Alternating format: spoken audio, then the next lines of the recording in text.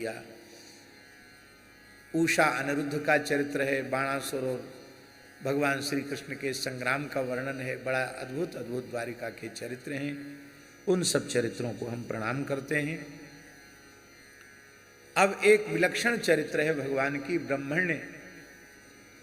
की ब्रह्मण्यता का अद्भुत चरित्र है।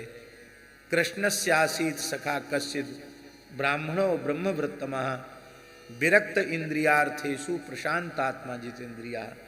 भगवान श्री कृष्ण के प्राण प्रिय सखा श्री सुदामा जी महाराज, जो गृहस्थ होते हुए भी इंद्रियों के भोग से, इंद्रियों के विषय से सर्वथा विरक्त थे और आकाश वृत्ति से वे अपना निर्वाह किया करते। किस वृत्ति से? आकाश वृत्ति से वे अपना निर्वाह किया। यद्यपि परमहंसों के लिए, महाविरक्तों के लिए इस वृत्ति का वर्णन किया गया है, लेकिन सुदामा जी का वैराग्य कितना उच्च कोटि का होगा कि वो गृहस्थ होते हुए भी आकाश वृत्ति यदृच्छयोपपन्नेन वर्तमानो गृहाश्रमी, यदृच्छा वृत्ति से वे अपना जीवन यापन करते थे। देखो, जितने अंश में शरीर संसार से वैराग्य होगा, उतने ही अंश में भगवान के चरणों में आपका प्रेम होगा। सर्वांश में शरीर संसार से यदि वैराग्य हो गया है तो सर्वतो भावेन आपका भगवान के चरणों में प्रेम हो जाएगा। इसका मतलब है कि श्री सुदामा जी महाराज भगवान के अनन्य प्रेमी थे। उनके मन में कभी कोई कामना नहीं थी, उनके मन में कभी कोई कामना नहीं थी कि मैं कुछ प्राप्त करूं भगवान से। भगवान ने सोचा ये तो परम निष्काम है, हम इसे कभी कुछ मांगेंगे नहीं। ऐसे निष्काम भक्त का मैं दर्शन तो द्वारिका बुलाकर करूं, ऐसे भक्त के चरण रस से हमारी द्वारिका पवित्र तो हो। हमारे पूज्य गुरुदेव भक्तमाली जी कहते थे, भगवान एक ब्रह्मचारी वेश में पहुंच गए सुदामा जी के घर में, और ब्राह्मणी से, वो तो कंदमूल फल लेने गए थे, और भगवान ने ब्राह्मणी से कहा, भवत भिक्षाम में देही, भिक्षा दो। तो सुनते ही वो बाहर आई सुदामा जी की पत्नी, और उन्होंने हाथ जोड़कर कहा, ब्रह्मचारी जी, मुझे सूतक लगा हुआ है और सूतक के समय भिक्षा नहीं दी जा सकती। भगवान ने पूछा, सूतक दो प्रकार का होता है, एक जातक और मृतक।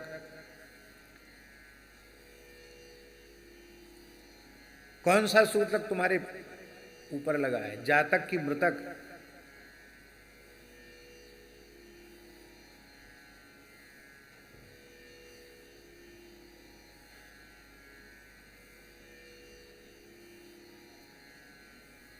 तो उन्होंने कहा, हमारे यहां ऐसा सूतक लगा है जो कभी सूतक छूटने वाला नहीं है।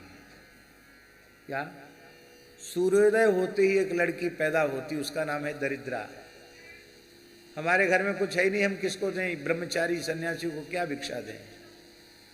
तो भगवान हंसने लगे, बोले, इस सूतक की निवृत्ति तो तुम्हारे पतिदेव जब द्वारिका जाकर भगवान श्री कृष्ण का दर्शन कर लेंगे ना, तो इस सूतक की निवृत्ति हो जाएगी। देवी, तुम्हें पता नहीं है, भगवान श्री कृष्ण के साथ तुम्हारे पतिदेव की घनिष्ठ मैत्री है, एक ही गुरुकुल में पढ़े हुए हैं। देखो महाराज, कितनी विचित्र बात है। अब तक अपनी पत्नी को भी उन्होंने यह नहीं बताया था कि श्री कृष्ण मेरे बाल सखा हैं। प्रेम इतनी छिपाने की वस्तु है, प्रेम प्रकट करने की वस्तु नहीं है। श्री मलुकदास जी महाराज ने एक साखी में कहा, जो तेरे घट प्रेम है तो कहीं कहीं काहे जनाओ। यदि तेरे हृदय में प्रेम है तो तू लोगों के सामने मैं प्रेमी हूं ऐसा प्रमाणित क्यों करना चाहता है? जो तेरे घट प्रेम है तो कहीं कहीं काहे जनाव, अंतर्यामी जाने हैं अंतर्गत को भाव।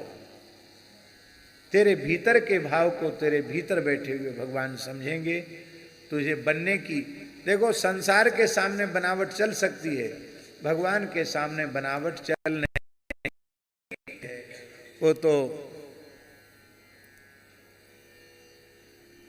हिये की जाने सबको राखे राजी। हिये की जानने वाला है, भीतर की जानने वाला है। बोलो भक्तवत्सल भगवान की जय। अत्यंत आग्रह किया सुदामा जी की पत्नी ने कि आप द्वारिका दर्शन करें। दास्यति द्रविणम भूरी सीदते ते कुटुंबिने। आप गृहस्थ हैं, परिवार है आपका, घर में कोई वस्तु है ही नहीं, तो गृहस्थ को थोड़ा बहुत धन तो होना चाहिए कम से कम। साईं इतना दीजिए जामे कुटुंब समाए, मैं भी भूखा ना रहूं और साधु न भूखा, इतना तो चाहिए ना कम से कम। सुदामा जी बोले हमको कुछ भी नहीं चाहिए, हमें श्री कृष्णातिरिक्त कुछ चाहिए ही नहीं। हम करोड़ जन्म तक घोर कंगाल बने रहें, हमें संसार की किसी वस्तु की, पदार्थ की आवश्यकता ही नहीं। हाँ, तुम्हें ज्यादा आवश्यकता का अनुभव हो रहा है तो तुम चली जाओ, कह देना मैं सुदामा जी की पत्नी हूं तो तुमको भी दे देंगे। वो ब्रह्मण्य देव हैं, किस निराश नहीं करेंगे। सुदामा जी की पत्नी ले जा गई। भगवान ये क्या बोल रहे हो आप? अरे आपको कुछ द्वारकाधीश श्री कृष्ण से नहीं चाहिए, कोई बात नहीं है। क्या आप श्री कृष्ण का दर्शन करना भी नहीं चाहते हैं? अयम ही परमो लाभ उत्तम श्लोक दर्शनम। सबसे बड़ा लाभ ये होगा कि उत्तम श्लोक भगवान का दर्शन हो जाएगा। जैसे ही दर्शन की बात सुदामा जी की पत्नी ने कही, अब विरह जागृत हो गया। दरस बिन दुखन लागे ने, शब्द सुनत मेरी छतियां कांपे, भई छिमासी रे। दरस बिन दुखन लागे। अब सुदामा जी ने बहाना बनाया, बोले खाली हाथ नहीं जाना चाहिए। रिक्त पाणिम न पश्येत राजानम भिषजम गुरुम। राजा, वैद्य और गुरु, इन तीन के पास खाली हाथ नहीं जाना चाहिए। और हमारे श्री कृष्ण से तीनों संबंध हैं। वो राजाधिराज हैं, इसलिए भी खाली हाथ नहीं जाना चाहिए। भवरोग के वैद्य हैं, इसलिए भी खाली हाथ नहीं जाना चाहिए। और कृष्णम वंदे जगत गुरुम, गुरु भी हैं, इसलिए भी खाली हाथ नहीं जाना चाहिए। वो सोचते थे कि घर में कुछ है ही नहीं, बेचारी क्या देगी, तो जाना टल जाएगा। पर वो बड़ी मनस्विनी थी। उन्होंने याचित्वा चतुरो मुष्टीन विप्रान पृथक तंडुलान, 4 मुट्ठी चिवड़ा ब्राह्मणों के घरों से मांग के लाई। लीला में, नाटक में दिखा देते हैं कि सिठानी के यहां से मांगने गई, ये बात सब बिल्कुल झूठी है। याचित्वा चतुरो विप्रान, 4 ब्राह्मणों के घर से एक एक मुट्ठी चिवड़ा। चिवड़ा जानते हैं ना, चावल नहीं। दूध चिवड़ा उपहार अपारा भर भरी कांवर चले। मिथिला में जिनका जन्म हुआ वो समझते हैं चूड़ा, बढ़िया सुंदर देसी चूड़ा। चूड़ा मंगल वस्तु है, उपहार की वस्तु है। तो वो ताह बद्धा चैल खंडे न, उन चूड़ों को पुराने वस्त्र में बांध दिया, पोटली बना दी और सुदामा जी को दे दिया। सुदामा जी महाराज वो उपायन लेकर के जैसे ही भगवान के निकट पहुंचे, 3 कक्षाओं को पार किया, 4थी कक्षा में प्रवेश किया। और जब भगवान के कान में ये खबर पहुंची कि मेरे बाल सखा विप्रवर तपोधन श्री सुदामा जी आ रहे हैं, तो भगवान दौड़े वहां से। कैसे दौड़े? जैसे भरत जी को देखकर राम जी दौड़े, ऐसे ही सुदामा जी को देखकर श्री कृष्ण दौड़े। कहीं पीतांबर गिर गया, कहीं मुकुट गिर गया, और दौड़ करके भगवान ने सुदामा जी को हृदय से लगाया। सुदामा जी भगवान से लिपट गए, भगवान सुदामा जी से लिपट गए, दोनों एकाकार हो गए। सुदामा जी का परम तपस्वी अस्थि मात्र शरीर ऐसा लग रहा था मानो सजल नील मेघ में नीचे से ऊपर तक पीत वर्ण की बिजली चमक रही हो, ऐसे भगवान के श्रीअंग में सिमट गए। इतने कसकर भगवान ने प्रेम के कारण आलिंगन किया था कि सुदामा जी, भगवान चाहते थे कि हम अपने भीतर ही घुसा लें, सुदामा जी को भीतर छिपा लें, इतना प्रेम भगवान के भीतर। तो सुदामा जी भी ऐसे कस के पकड़े थे मानो भगवान को अपने भीतर समाहित कर लेंगे, ऐसे परस्पर प्रगाढ़ आलिंगन की मुद्रा में आबद्ध हो गए। प्रियादास जी ने बड़ा सुंदर भाव दिया। मिलन छुटाई सुधि आई दुबराई तन। एक दूसरे के सुख का विचार किया। भगवान के मन में बात आई कि हम तो बहुत हृष्ट पुष्ट हैं, बचपन से ही खुराक बहुत अच्छी रही है, खूब माखन मिश्री लूट लूट के खाया है। कई लोग ब्याह के बाद भी बहुत अच्छी उनकी सेहत सुधर जाती है, और किसी किसी की ब्याह के बाद सेहत गिर जाती है। गिर उनकी जाती है जिनकी गृहिणी प्रातःकाल उठते ही एक सांस में 50 गाली देती है, और कोई लाड़ प्यार करने वाली, प्रेम से जिमाने वाली मिल जाए तो सेहत सुधर भी जाती है। तो भगवान श्री कृष्ण बड़े भाग्यशाली हैं हमारे ठाकुर जी। अब तक भी लोग उनको लाड़ ही लड़ा रहे हैं। हमारे ठाकुर जी हैं ही ऐसे हैं। वहां माताओं ने, गोपियों ने खूब लाड़ लड़ाया, और यहाँ एक दो बहु लाड़ लड़ाने वाली नहीं है, 16,108। ठाकुर जी खूब पुष्ट हैं। तो हमारा शरीर तो खूब पुष्ट है, और मेरे मित्र का शरीर दुर्बल है। मैंने प्रेम के कारण कसकर के आलिंगन किया है, कहीं हमारा प्रेम भारी न पड़ जाए। हमने तो कस के आलिंगन किया, इनकी कोई हड्डी चरमरा जाए, कहीं फ्रैक्चर हो जाए, लेने के देने पड़ जाए हैं, तो कहीं ब्राह्मण को कष्ट न हो जाए। ये भगवान के मन में विचार आया, और सुदामा जी के मन में आया। मिलन छुटाई सुधियाई दुबराई तन। सुदामा जी के मन में ये विचार आया, भगवान का श्रीअंग इतना कोमल है कि लक्ष्मी जी स्पर्श में संकोच करती हैं, और मेरे शरीर में मांस तो है ही नहीं, हड्डी ही हड्डी है। ये हड्डियां भगवान के अत्यंत सुकोमल श्रीअंग में चुभ रही होंगी। ये दोनों मित्रों में दोनों के सुख का विचार आया। अलग अलग हुए, पलक पावड़े बिछाकर भगवान उनको भीतर ले गए, और पानी परात को हाथ छुओ नहीं, नैनन के जल सो पग धोए। देखी बिहाल बिबायन सो पग कंटक जाल लगे पुनि जोए।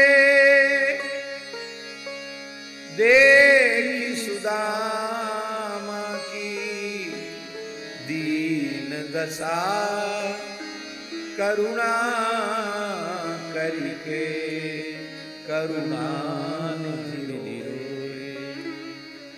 हाय महादुख पायो सखा, तुम आए तैन किते दिन खोए।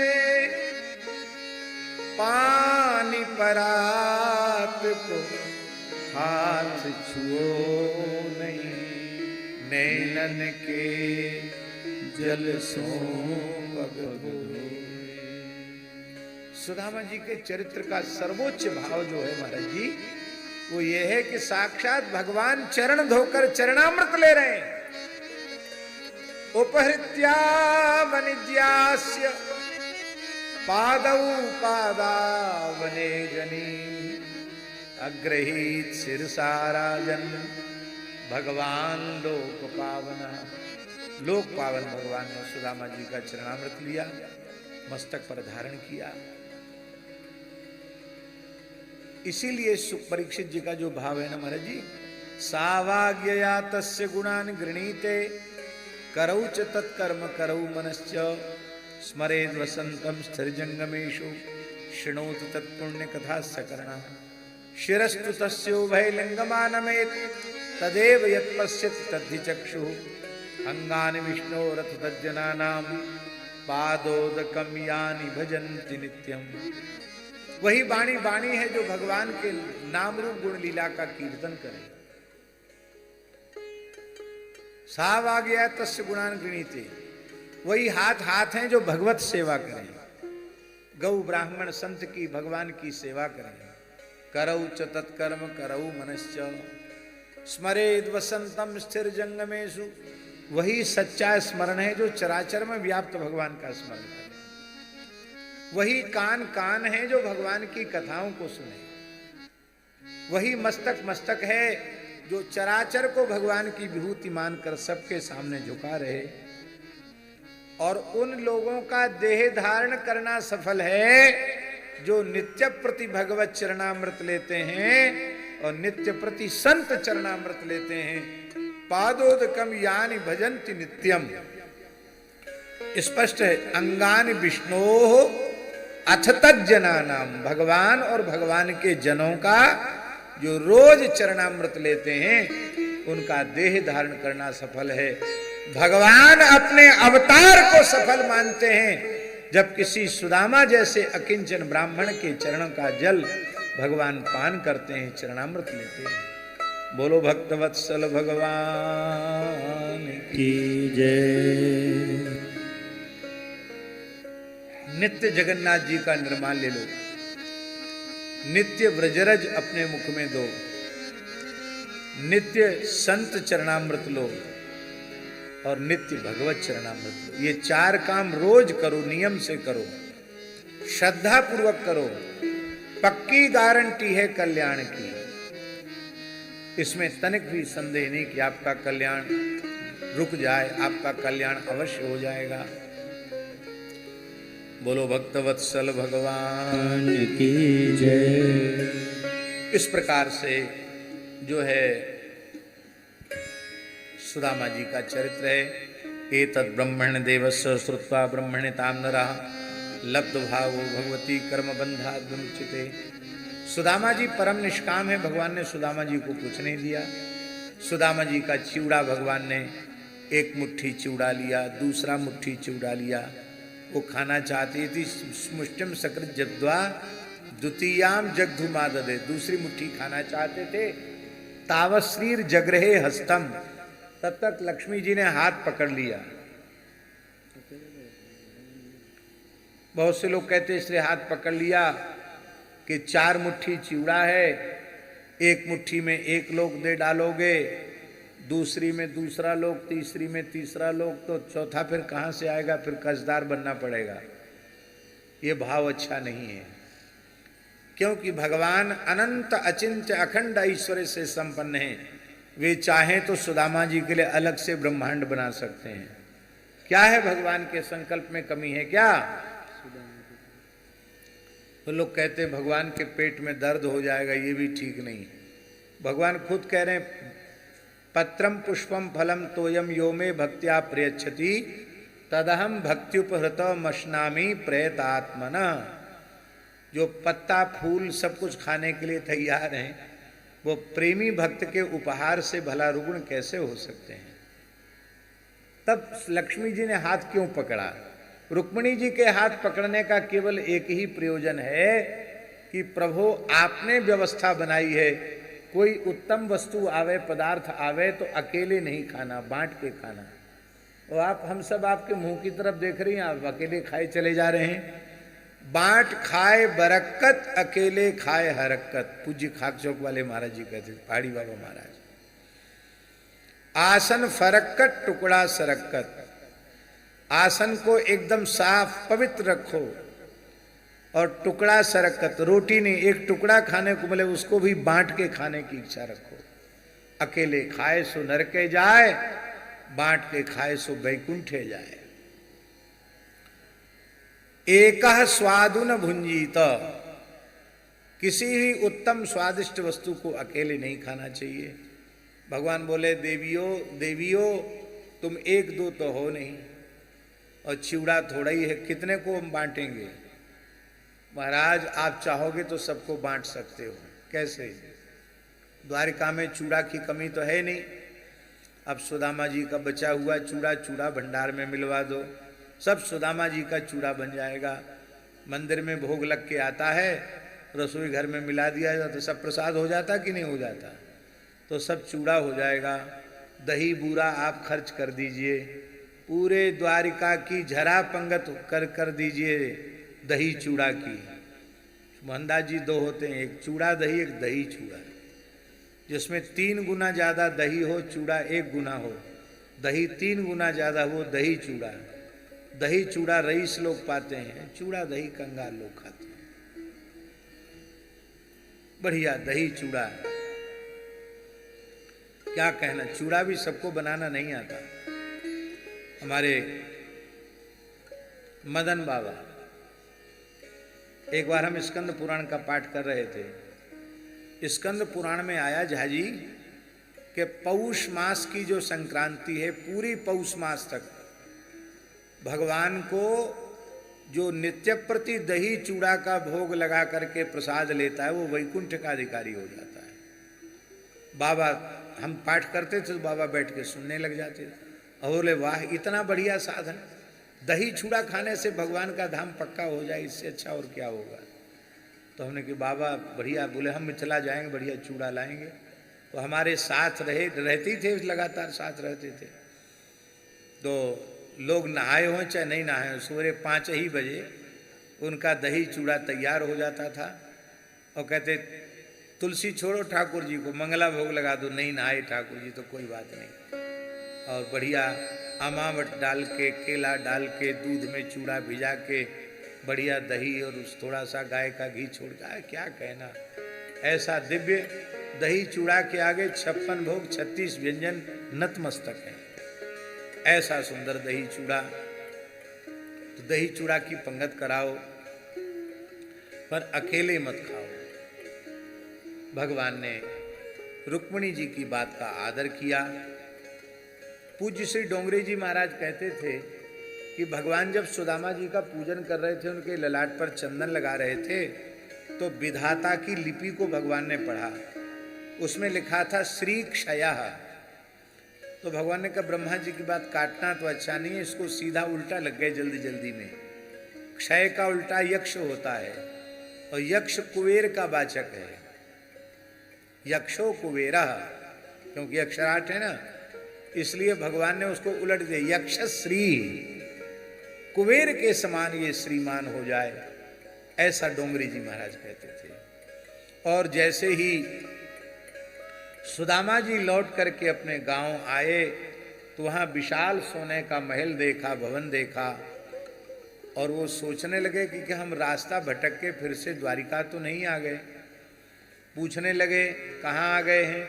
बोले ये सुदामापुरी में आप आ गए हैं। तो सोचने लगे सुदामापुरी नाम का कोई दूसरा दिव्य कोई स्वर्णमय नगर होगा। इस नगर के मालिक कौन है? महाराजाधिराज अनंत श्री संपन्न श्री सुदामा जी महाराज। सुदामा जी को और पक्का विश्वास हो गया, मैं तो नहीं हो सकता, हमारे नाम के आगे इतने विशेषण थोड़ी लगते हैं। तो यहाँ के महाराज कहाँ गए? बोले अरे क्या बात पूछते हो, यहाँ के महाराज कहाँ गए? द्वारकाधीश श्री कृष्ण से उनकी मित्रता है, उनसे मिलने गए। तब सुदामा जी को और पक्का भरोसा हो गया कि राजा की राजा से मित्रता होती। यहाँ का राजा, एक नाम के कई व्यक्ति होते हैं, यहाँ का राजा सुदामा नाम का राजा मिलने गया होगा। कुछ समझ ही नहीं पा रहे थे कि हो क्या रहा है, मैं सो रहा हूँ कि जग रहा हूँ, ये जागृत अवस्था है कि स्वप्न अवस्था है। उसी समय सुदामा जी की पत्नी ने देखा कि मेरे पतिदेव तो किंग कर्तव्य विमूढ़ से खड़े हैं। सैकड़ों दासियों से घिरी हुई सुशीला आई और अर्घ पाद्य आदि निवेदन किया, आरती उतारने लगी। तो सुदामा जी इतने भोले, वो मन में सोचे कि यहाँ की रानी बड़ी ब्राह्मणों की भक्ता है, इसलिए बिचारी। तो बोले आयुष्मती भव, श्रीमती भव, पुत्रवती भव। वो समझ गई हमको पहचान ही नहीं रहे हैं। करे स्वामी मैं रानी नहीं हूं, मैं आपकी अधिकृता पत्नी हूं, ब्राह्मणी हूं। अब सुदामा जी ने स्वर से पहचाना, अरे सुशीला तेरे दो दो चुटीला। घर में न दर्पण था, न कंघी थी, न कोई श्रृंगार सामग्री थी, और आज तो तुमने दो दो चुटीला गूंथ रखे हैं। वाह जी वाह। ये सब बोले सब द्वारकाधीश की कृपा है। कहा कृपा है तो तुम उसको भोगो, हमने न मांगा न हमको दिया, हमको कुछ नहीं चाहिए, तुम इसको भोगो। वो रोने लगी, भगवान को पुकारा और भगवान प्रकट हो गए। भगवान ने कहा मैं जब किसी को कुछ देता हूं तो बंधन के लिए नहीं देता। भगवान ने जिस जिसको दिया, बताओ किसको बंधन हुआ? ध्रुव जी को दिया, ध्रुव जी को बंधन हुआ। प्रहलाद जी को दिया, प्रहलाद जी को बंधन हुआ। विभीषण जी को दिया, विभीषण जी को बंधन हुआ। करहु कल्प भरी राज तुम, मोहि सुमिरहु मन माहि, पुनि मम धाम पैहु, जहां संत सब जान।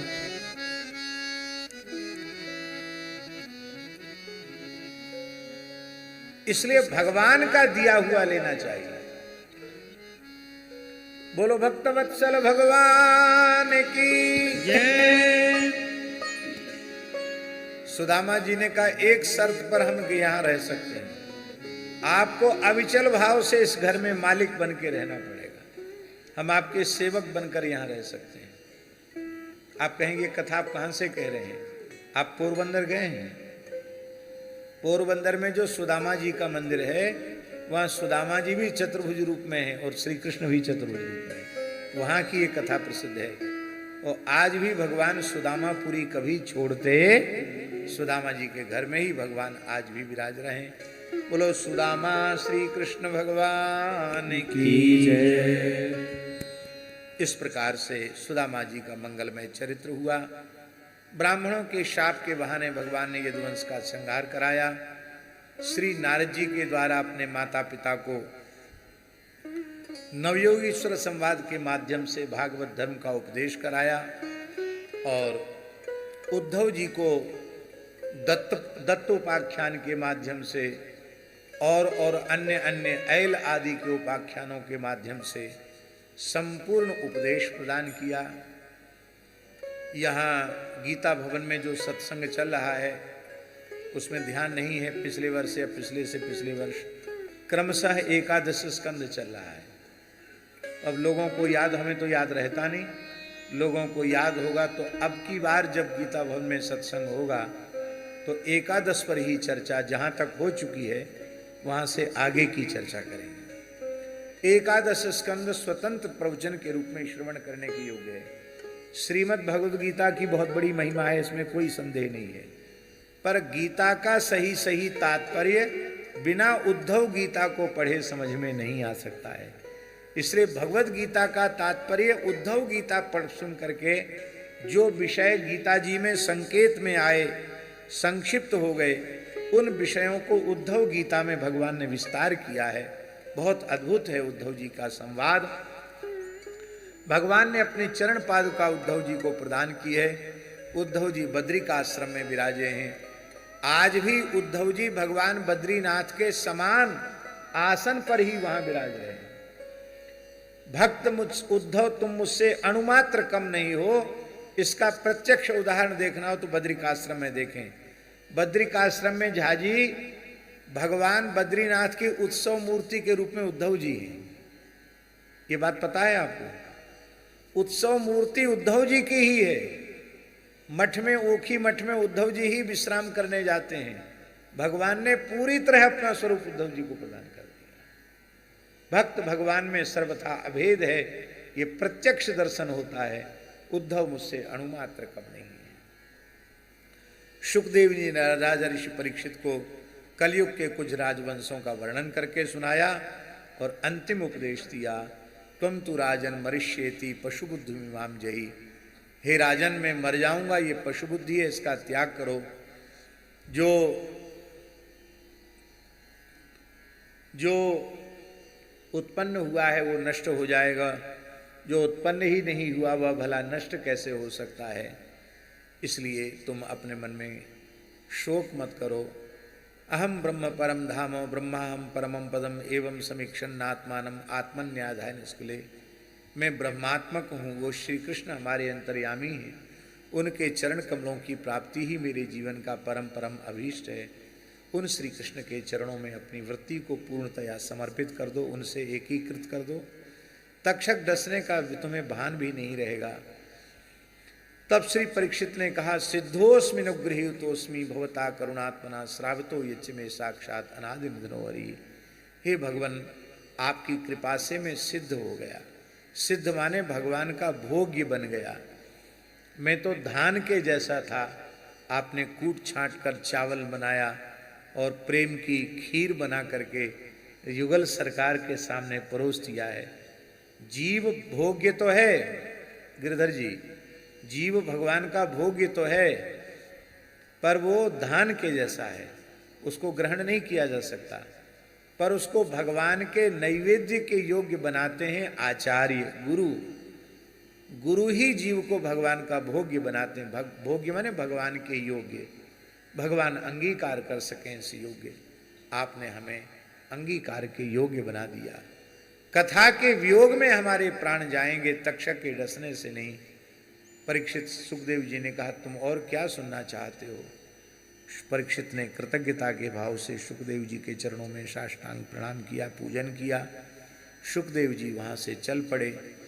कथा के वियोग में परीक्षित ने देह त्याग किया। शाप के अनुसार तक्षक ने आकर आपका दंशन किया और आप तो जीवन मुक्त भगवत प्राप्त महापुरुष थे। भगवान के नित्य गोलोक को प्राप्त किया। जन्मेजय ने सर्प यज्ञ किया, आस्तिक ऋषि ने उसको रुकवा दिया और आस्तिक का नाम लेने से सर्प भय की निवृत्ति होती है, ऐसा लिखा है। यम ब्रह्म, अंतिम हम लोग प्रार्थना कर लेते हैं। यम ब्रह्मा वरुणेन्द्र रुद्र मरुता स्तुन्वन्ति दिव्यैस्तवै वेदै सांग पदक्रमोपनिषदैर्गायन्ति यं सामगा ध्यानावस्थित तद्गतेन मनसा पश्यन्ति यं योगिनो यस्यान्तं न विदुःसुरासुरगणा देवाय तस्मै नमः। कस्मै येन विभासितोऽयमतुलो ज्ञानप्रदीपः पुरा तद्रूपेण च नारदाय मुने कृष्णाय तद्रूपेण योगीन्द्राय तदात्मनाथ भगवद्राताय कारुण्यतस्तच्छुद्धं विमलं विशोकममृतं सत्यं परं धीमहि। नमस्तस्मै भगवते वासुदेवाय साक्षिणे येदं कृपया कस्मै व्याचक्षे मोक्षवे। योगीन्द्राय नमस्तस्मै शुकाय ब्रह्मरूपिणे संसार सर्पदष्टं यो विष्णुरात्मोचत्। भवे भवे यथा भक्ति पादयोस्तव जायते तथा पुरुषदेवेशो नाथस्त्वं नो यत प्रभो। नाम संकीर्तनं यस्य सर्व पाप प्रणाशनं प्रणामो दुःख शमनः तं नमामि हरिं परम्। यदक्षरं पदभ्रष्टं मात्राहीनं चेद् भवेत् तत्सर्वं क्षम्यतां देव प्रसीद परमेश्वर। यस्य स्मृत्या च नामोक्त्या तपो यज्ञक्रियादिषु न्यूनं सम्पूर्णतां याति सद्यो वन्दे त्वं।